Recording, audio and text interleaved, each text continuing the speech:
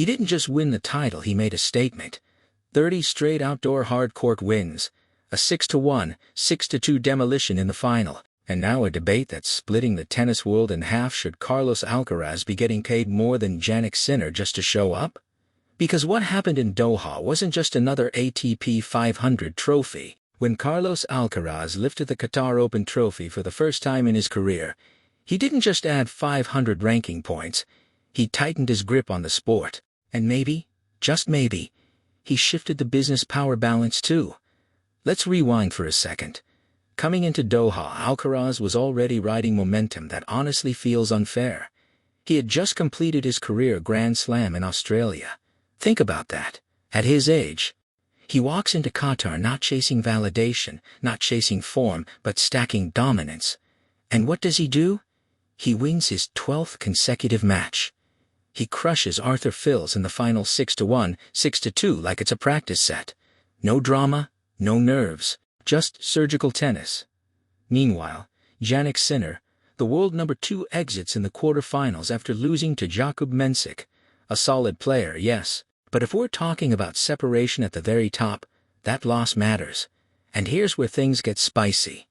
Reports surfaced, and I'll say clearly, this is reported, not confirmed directly by the players, that both Alcaraz and Sinner received $1.2 million just to appear in Doha. Same number, equal billing, equal money. On paper, fair, but in reality, that's where the debate explodes. On the Nothing Major show, former pros weighed in. Sam Querrey didn't hesitate. His Carlos should be getting more. And honestly, that's not a crazy argument. Let's break this down the way fans actually see it. Alcaraz didn't just win Doha, he dominated it. He walked away with $529,945 in prize money, on top of that reported appearance fee. That pushes his total haul from the week north of $1.70 million. But here's the part that matters more than the money: the aura. Since last August, when he beat Damir Zumher in the first round of Cincinnati, Alcaraz has not lost a single outdoor hard court match. 30 in a row. Let that sink in. He wins Cincinnati. He wins the US Open. He wins the Japan Open. He wins the Australian Open. And now Doha. That's not a hot streak.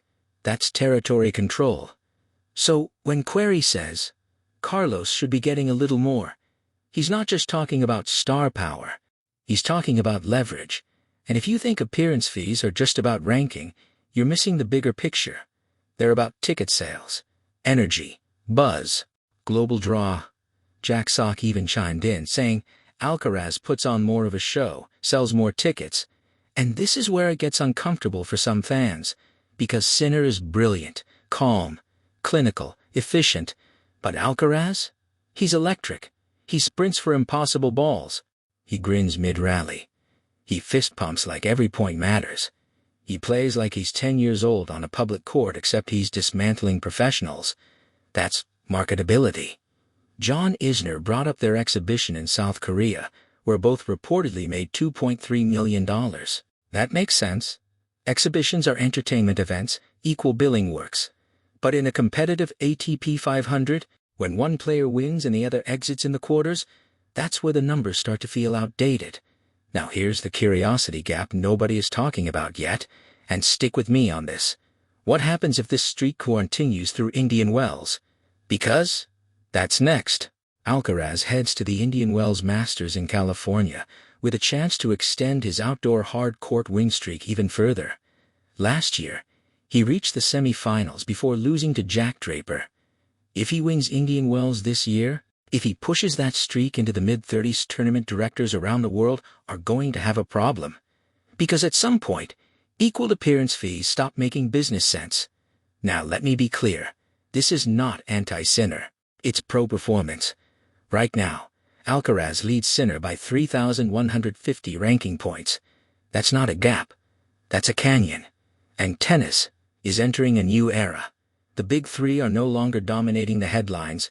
The sport needs faces. It needs rivalry. It needs personality. Alcaraz delivers all three.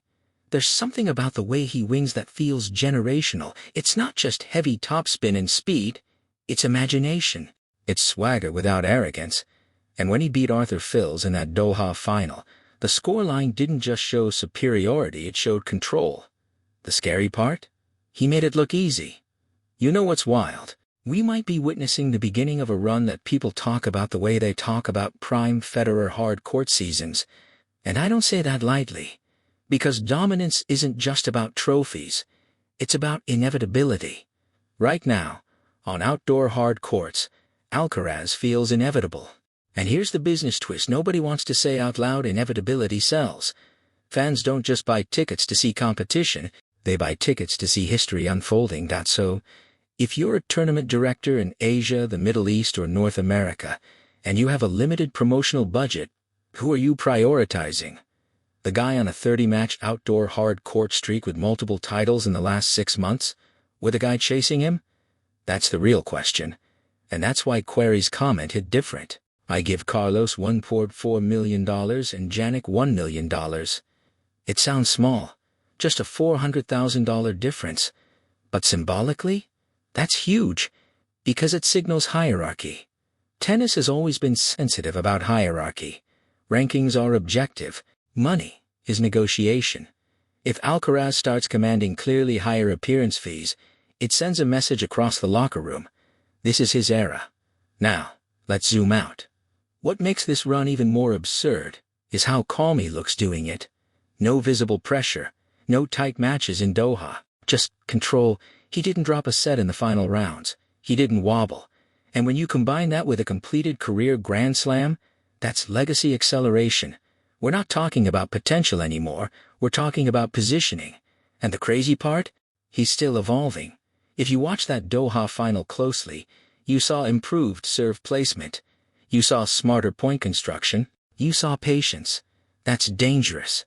Because the only thing scarier than a dominant champion is a dominant champion still improving. Now here's where I want to hear from you. You're running a tournament tomorrow, and you have to pay appearance fees out of your own pocket. Do you give Alcaraz more than Sinner right now? Or do you keep them equal to protect the rivalry narrative? That's not just a money question. That's a marketing strategy. And don't underestimate the rivalry angle. Tennis thrives on tension. Federer versus Nadal, Djokovic versus Nadal. When two players are neck and neck, equal billing fuels the fire. But if one starts pulling away statistically, commercially, emotionally, the sport has to adapt. Right now, Alcaraz isn't just ahead. He's accelerating. The 30-match outdoor hard court streak might be the most under-discussed stat in tennis today, because streaks create mythology. Every match he plays at Indian Wells now carries extra weight. Every opponent isn't just trying to win, they're trying to stop something. That psychological edge? Priceless. And if he extends it to 35, 40? We're entering territory where the debate about $1.2 million versus $1.4 million starts to look trivial. Because then the question won't be, should he get more? It'll be, how much more? And here's my prediction. If Alcaraz wins Indian Wells and maintains this level through the North American swing, by summer, he will be the undisputed highest-paid appearance draw on the ATP Tour. Not tied, not equal, clear number one. And that doesn't diminish Sinner, it elevates the standard. Because competition isn't just about points, it's about pressure. Sinner now walks into every event knowing the narrative has shifted slightly. He's not just chasing titles, he's chasing momentum. And momentum in sports? It compounds. Right now, Carlos Alcaraz isn't just stacking trophies, he's stacking leverage. And if you're a fan of tennis, this is the era you hope for. A charismatic champion, a composed challenger, and real debates about value, dominance, and star power. So I'll leave you with this. Was Sam Querrey right? Should Carlos Alcaraz already be separating himself financially from Jannik Sinner? Or is equal pay the smarter move to keep this rivalry alive? Drop your take in the comments. I want real debate on this one, because what's happening right now isn't just another tournament win. It feels like a shift. And if this streak continues in Indian Wells, the conversation won't just be about titles. It'll be about control. This is RedDust Report, where tennis isn't just covered, it's felt.